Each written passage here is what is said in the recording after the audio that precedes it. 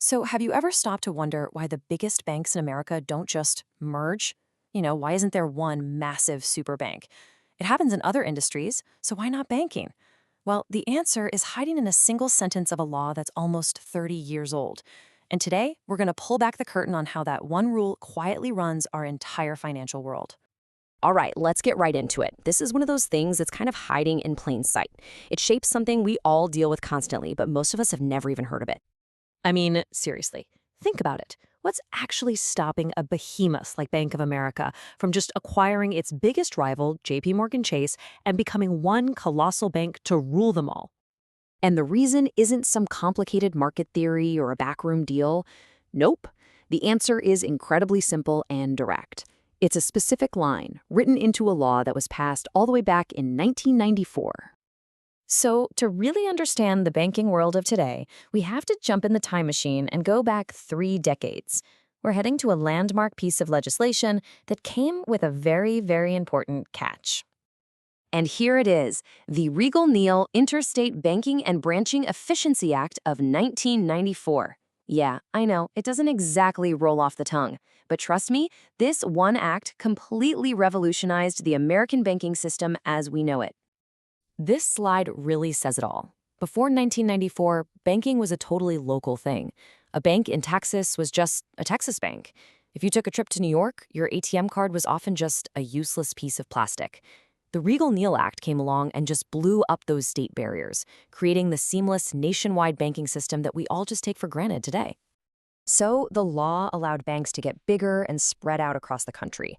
But lawmakers were also a little nervous about creating these uncontrollable financial monsters. So they built in a limitation, a kind of poison pill, to prevent any one bank from getting way too powerful. And that entire safeguard, the absolute key to this whole story, boils down to this single number, 10%. This right here is the crucial point.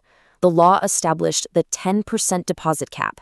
In exchange for the freedom to go national, Congress basically said, okay, but no single bank can hold more than 10% of the total insured deposits in the entire United States. It was a preemptive strike against a monopoly before it could ever form.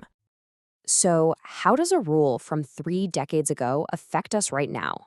Well, it's created this really fascinating situation where the biggest banks in the country are, for all intents and purposes, legally full. And this isn't just some forgotten clause in an old dusty law book. We're talking about the biggest players in American finance, the household names you see on every corner.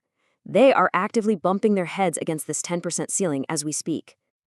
And this chart makes the whole situation crystal clear. Just look at the share of total U.S. customer deposits held by JPMorgan Chase and Bank of America. You can see them getting right up against that 10% line. After decades of growth and buying up smaller banks, they've expanded just about as much as the law allows. They are full. This quote from a banking historian just nails the whole philosophy behind the law. It was a green light, but with a big, clear stop sign at the end of the road. Congress was essentially saying, go ahead, build a national presence, but there's a hard limit. We're going to keep the giants in check.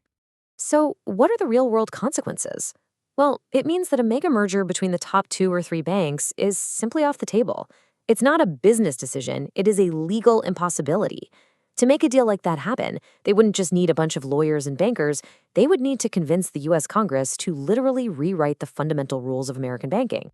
When you step back and look at it, it's pretty incredible just how profoundly this one little provision in one law has shaped the entire structure of the U.S. financial system for decades. This is the perfect way to summarize it all. The Riegle Neal Act swung open the door to the convenience of modern nationwide banking that we all rely on. But in the very same motion, it firmly locked the door on the possibility of a single bank achieving total, absolute dominance. So in the end, the law had 2 huge effects at the exact same time. It unleashed the creation of our modern nationwide banking system, while simultaneously putting a permanent ceiling on its biggest players. It's a fascinating balance between enabling growth and enforcing limits. And this brings us to the final, really critical question. The American economy today is so much bigger and more complex than it was in 1994. So is a cap that was designed for that era still the right fit for the challenges of today's global financial system? Well, that's the debate that's happening right now.